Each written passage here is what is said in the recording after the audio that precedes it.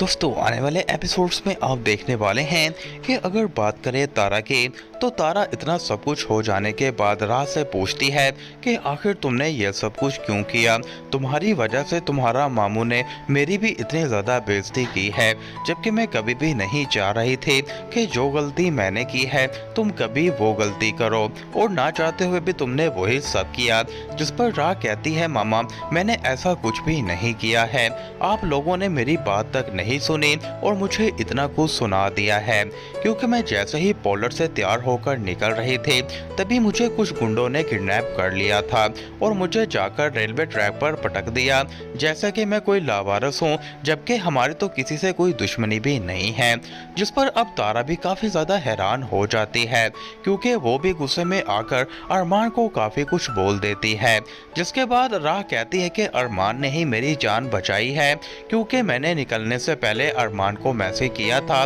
ताकि वो मुझे घर ड्रॉप कर दे, और इसीलिए जब अरमान वहां पर पहुंचा तो उसने वो सब देख लिया और अरमान ने ही मेरी जान बचाई है, जबकि अरमान ऐसा बिल्कुल भी नहीं है जैसा आप समझ रही हैं। अरमान ने तो हमेशा ही इस घर की वफादारी के लिए हर कुछ किया है, जबकि कुछ नहीं कर सके तो सिर्फ हम सिर्फ अरमान को गलत समझते रहे, और यही सब अब आप भी कर रही हैं। जिस पर तारा कहते हैं कि अब जो कुछ भी हो चुका है, जिसके बाद तारा कहते हैं कि अब जो कुछ भी हो चुका है अब हमें ज़रून से भी बात करनी पड़ेगी, क्योंकि तुम दोनों को लेकर अब ज़रून के दिल में भी कुछ सवाल पैदा हो रहे होंगे। जबकि दोस्तों वसीम साहब तो इतना सब कुछ होने के बावजूद भी ज़रून को एक ही बात समझाता है और कहता है कि हमें ये शादी अब भी कर लेनी चाहिए, क्योंकि अब हम इन पर एहसान करेंगे ये शादी करके, क्योंकि जो कुछ भी राह कर चुकी है इस सब के बावजूद भी अगर वो तुमसे शादी कर ले तो वो पूरी ज़िंदगी तुम्हारे सामने दबकर रहेगी, और इस ख़ानदान पर जो तुम्हारा एहसान होगा वो अलग।